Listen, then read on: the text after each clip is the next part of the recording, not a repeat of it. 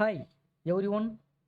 In this video, we are going to learn about the importance of the last letter in Hindi consonants. In Hindi, consonants are grouped into 5 families, that is ka, cha, ta, ta and pa. In each family, the fifth letter plays a very important role, and that is what we are going to focus on in this video. I will explain this concept in simple and easy to understand way so that anyone can learn it comfortably. This lesson very important for learners because when you start reading Hindi words, this concept will help you understand how the words are formed and how they should be pronounced. In addition, in this video, we are going to three important things to be learned. First, short letter. What is a short letter and how it is written? Second, how a consonant changes when a symbol is placed below letter. What is the name of the symbol? Third, how the pronunciation and meaning of a word change when dot is placed above the letter. Those three things we are going to learn. So please watch this closely because many of them, even Hindi known person also, didn't knowing this. Before seeing the content, welcome to the channel. This is Gopinath Subramaniam. எல்லோருக்கும் வணக்கம். ஒரே ஒரு வாட்டி repeat பண்ணிடுறேன் நம்ம என்ன படிக்க போகிறோம் இந்த வீடியோவில் அப்படிங்கிறத. முதல் விஷயம் என்னென்னா, மெய்யெழுத்துக்களோட கடைசி எழுத்து ஏன் மிகவும் முக்கியமானது, மெய்யெழுத்துக்களின் கடைசி எழுத்து ஏன் மிகவும் முக்கியமானது. இரண்டாவது, அரை எழுத்துக்கள் என்றால் என்ன, அது எவ்வாறு எழுதப்படுகிறது. மூன்றாவது, மெய்யெழுத்தாக மாற்றுவதற்கு சொல்லின் கீழ் குறிக்கும் குறியீட்டின் பெயர் என்ன.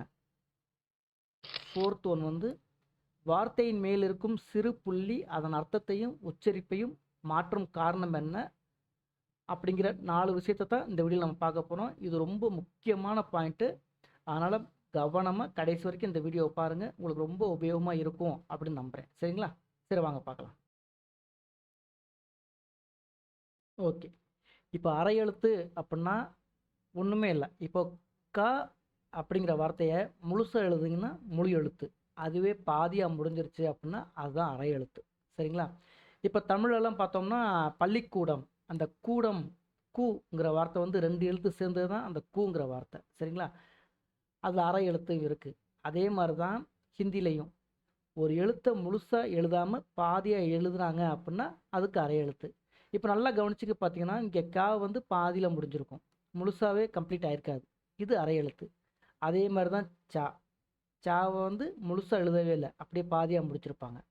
சரிங்களா? இதுக்கு பேர் தான் அரை எழுத்து. இன்னொரு விஷயம் என்னென்னா, இந்த அரை எழுத்தை மெய்யெழுத்தை தான் உச்சரிப்பாங்க, இக்கு இச்சு அப்படின்னு. சரிங்களா? எந்த எழுத்தை பாதியாக எழுத முடியாதோ, பிரிக்கவே முடியாது, பாதியாக பிரிக்கவே முடியாது அப்படிங்கிற எழுத்துக்கு சின்னதாக ஒரு ஸ்லாஷ் மாதிரி போடுவாங்க கீழே. இப்போ இந்த டாவை பாதியாக எழுதவே முடியாது, ஸோ சின்னதாக ஒரு கோடு போடுவாங்க, அந்த கோடுக்கு பேர் தான் ஹலந்த். பாதியாக எழுத முடியாத வார்த்தைக்கு சின்னதாக ஒரு கோடு போடுவாங்க, அதுக்கு பேர் தான் ஹலந்த் அப்படின்னு பேர். சரிங்களா?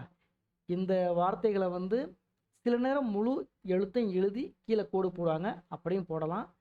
இல்லை அப்படின்னா இந்த அரை எழுத்தை யூஸ் பண்ணி உபயோகப்படுத்துவாங்க, பிரிக்க முடிஞ்சால்.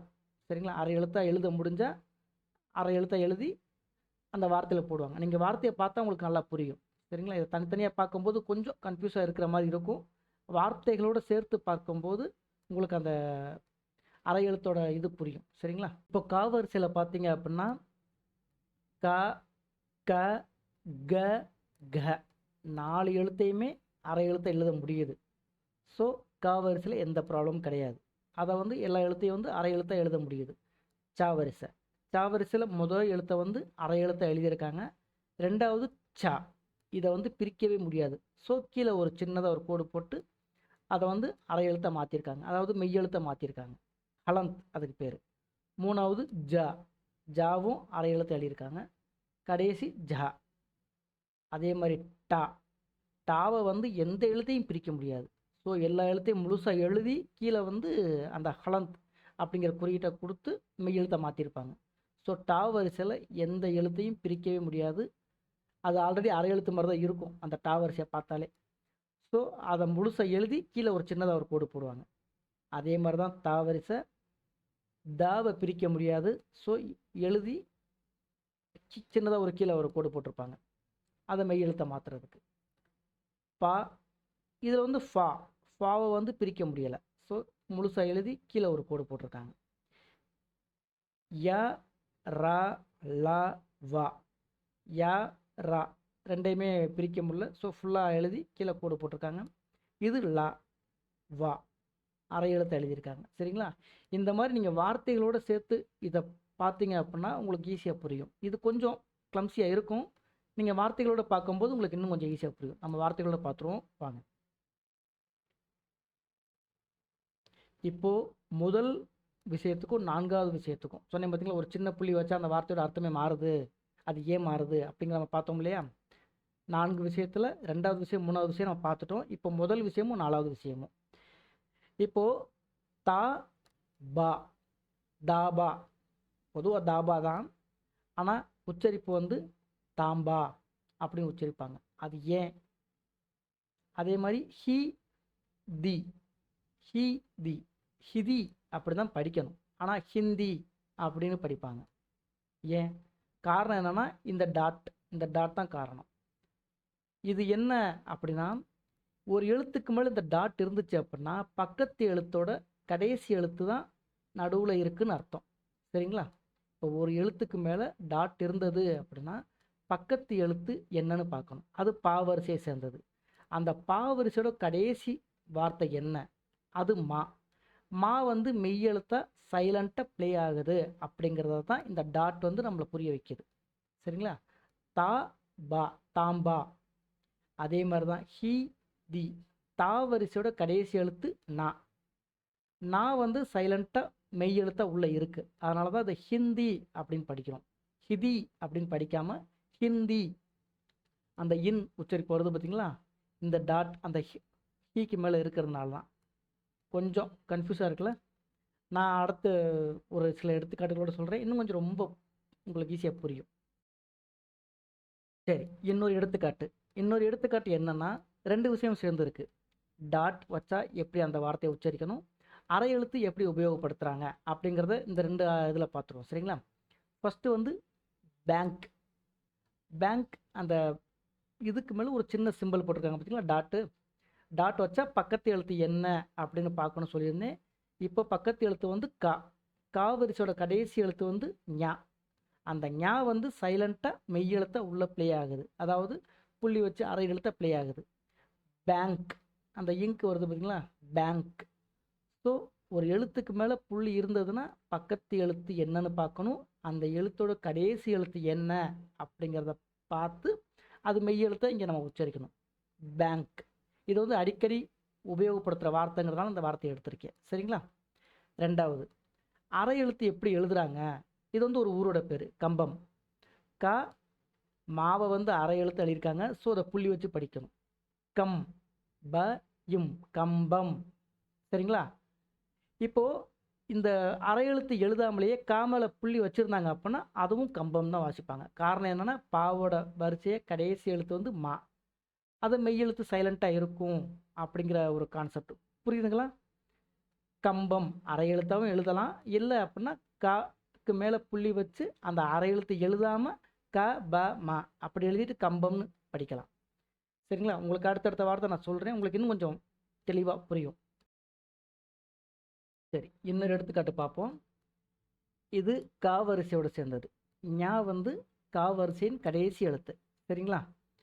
இந்த இடத்துல பார்த்தீங்கன்னா க ப்ளஸ் ஞா ப்ளஸ் கா, க இங் கா, கங்கா. இந்த இடத்துல பார்த்தீங்கன்னா கா மேலே புள்ளி வச்சு அந்த காவை எழுதியிருக்காங்க, கா நெடில். ஸோ இந்த புள்ளி இருந்தது அப்படின்னா இந்த ஞா வந்து சைலண்ட்டாக இந்த 2 எழுத்துக்கு நடுவில் இருக்குதுன்னு அர்த்தம். கங்கா, க மேலே புள்ளி இருக்குது. ஸோ பக்கத்து எழுத்து என்னன்னு பார்க்குறோம். பக்கத்து எழுத்து வந்து கா வரிசையை சேர்ந்தது. அந்த கா வரிசையோட கடைசி எழுத்து வந்து ஞா.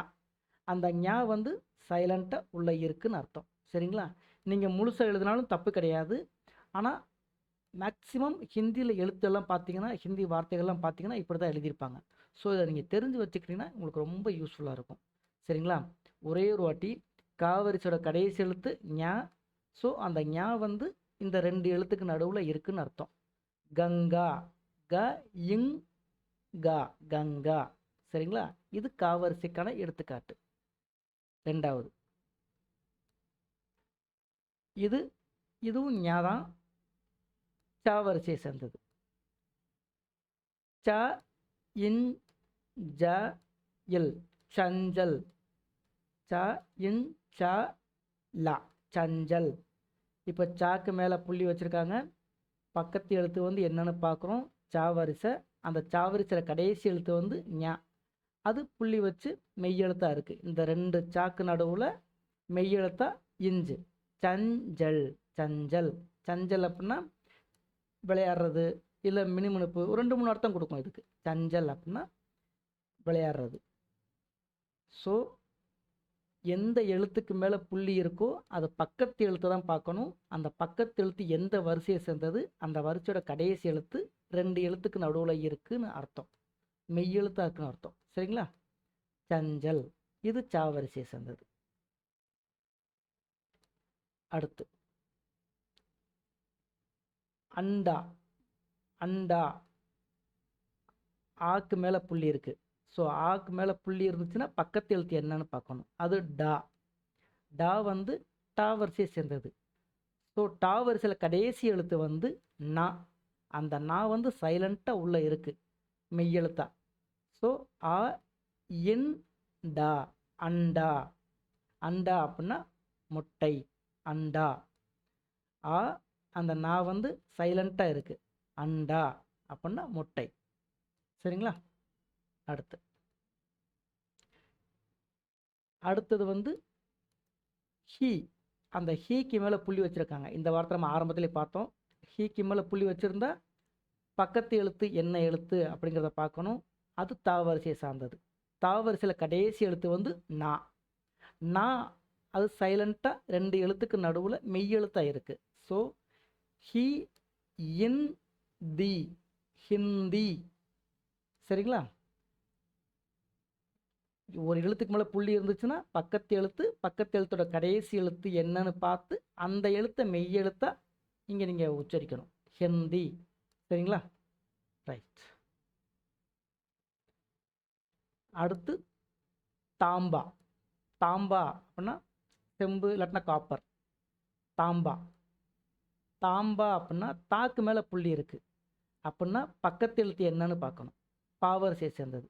பாவரிசையில் கடைசி எழுத்து என்னது, மா. அந்த மா தான் சைலண்ட்டாக உள்ளே இருக்குன்னு அர்த்தம். தா இம் பா, தாம்பா அப்படின்னு அர்த்தம். சரிங்களா? உங்களுக்கு ஓரளவு புரிஞ்சிருக்கும் நம்புகிறேன். புரியலை அப்படின்னா நீங்கள் எழுத்துக்கள் வார்த்தைகள் நிறைய படிக்க படிக்க உங்களுக்கு புரிய ஆரம்பிச்சிடும். சரிங்களா? ஃபஸ்ட் டைம் கேட்கும்போது கொஞ்சம் கஷ்டமாக இருக்கும், அப்புறம் போக உங்களுக்கு தெரிஞ்சிடும். இப்போ இன்னொரு எடுத்துக்காட்டு பார்த்துருவோம் சேர்ந்தாப்புல. ஃபஸ்ட்டு வந்து க க நா. இப்போ காக்கு மேலே புள்ளி இருக்குது. ஸோ பக்கத்து எழுத்து என்னன்னு பார்க்கணும், அதுவும் கா வரிசையை சேர்ந்தது தான், க இருக்குது. அப்போ கவோட கடைசி எழுத்து என்னது, ஞா. அப்படின்னா கங்கன், க இங் க இன், கங்கன். கங்கன் அப்படின்னா வளையல் அப்படின்னு அர்த்தம், கங்கன். ரெண்டாவது சன் சா. சா இருக்கு, சாக்கு மேலே புள்ளி வச்சுருக்காங்க. ஸோ பக்கத்து எழுத்தும் சா தான். சாவோட கடைசி எழுத்து ஞா, அது மெய்யெழுத்தாக இருந்துச்சுன்னா எஞ்சு. சஞ்சல், நம்ம பார்த்தது தான் சஞ்சல். சஞ்சல்னா மினுமினுப்பு, விளையாடுறது, பிளேஃபுல், 2-3 அர்த்தம் இருக்குன்னு சொன்னேன் பார்த்தீங்களா? ஸோ மினுமினுப்பு இல்லாட்டினா விளையாட்டு, அந்த மாதிரி. மூன்றாவது எடுத்துக்காட்டு வந்து க. காக்கு மேலே புள்ளி இருக்குது. ஸோ பக்கத்து எழுத்து என்னன்னு பார்க்கணும், அது டா. டாவோட கடைசி எழுத்து வந்து நா. அப்போது கக்கும் இந்த டி அப்படிங்கிறதுக்கும் நடுவில் வந்து இன் இருக்குன்னு அர்த்தம். க இன் டி, கண்டி. கண்டி அப்படின்னா மணி, பெல், கண்டி. அடுத்து கா. காக்கு மேலே புள்ளி இருக்குது. பக்கத்து எழுத்து தா வரிசையை சார்ந்தது. தாவோட கடைசி எழுத்து வந்து நா. கா இன் தா காந்தா. காந்தான பெண். காந்தா. கா இன் தா காந்தா. சரிங்களா? அடுத்து கடைசி ஒரு எடுத்துக்காட்டு. சா. சா மேலே புள்ளி இருக்குது. பக்கத்து எழுத்து என்னன்னு பார்க்கணும். பாவரிசையை சேர்ந்தது. பாவோட கடைசி அந்த பாவரிசையில் கடைசி எழுத்து வந்து மா. அது மெய் எழுத்தா உள்ளே இருக்குன்னு அர்த்தம். சா இம் பா சம்பா. சம்பா அப்படின்னா ஒரு வகை மலரை குறிக்குது. சரிங்களா? கங்கன், சஞ்சல், கண்டி, காந்தா, சம்பா. சரி, ஓகே. இப்போ நம்ம ரூல் பார்த்தோம் பார்த்தீங்களா? அதை ஒரு சின்ன ஷார்ட்டாக எழுதியிருக்கேன். ஃபஸ்ட்டு வந்து டாட். எந்த எழுத்து மேலே டாட் இருக்குன்னு பார்க்கணும். டாட் இருந்துச்சுன்னா பக்கத்து எழுத்து என்னன்னு பார்க்கணும். அந்த பக்கத்து எழுத்தோட கடைசி எழுத்து என்ன அப்படிங்கிறத பார்த்து 2 எழுத்துக்கு நடுவில் மெய் எழுத்தை வைக்கணும். சரிங்களா? இதுதான் அந்த மெய் எழுத்தோட கடைசி எழுத்து ரூலு. இப்போ கா வரிசை அப்படின்னா ஞா. சா வரிசை அப்படின்னாலும் ஞா தான். டா வரிசை நா. தா வரிசை நா. பா வரிசை மா. சரிங்களா? நீங்கள் மெய் எழுத்துக்களை படிக்கும்போது கடைசி எழுத்துக்களையும் சேர்த்து கொஞ்சம் ஞாபகம் வச்சுக்கோங்க. கா வரிசையில், சா வரிசையில் என்ன எழுத்து கடைசி எழுத்து வருது அப்படிங்கிறத படிச்சிட்டிங்க அப்படின்னா உங்களுக்கு இந்த வார்த்தைகள் படிக்கும்போது ரொம்ப ஈஸியாக இருக்கும். தேங்க்யூ. தேங்க்யூ ஃபார் வாட்சிங். நான் சொல்கிற கண்டென்ட் உங்களுக்கு புரியுது, பிடிச்சிருக்குன்னா மறக்காமல் லைக் பண்ணுங்கள், சப்ஸ்கிரைப் பண்ணுங்கள். அதை விட ரொம்ப முக்கியம், இதை பற்றி தெரியாதவங்களுக்கு ஷேர் பண்ணுங்கள். சரிங்களா? நீங்கள் பண்ணுற ஒவ்வொரு லைக்கும் எனக்கு கொஞ்சம் மோட்டிவேட்டாக இருக்கும். இன்னும் கொஞ்சம் நான் ஈஸியாக நிறைய விஷயங்கள் சொல்ல வருவேன். சரிங்களா? தேங்க்யூ.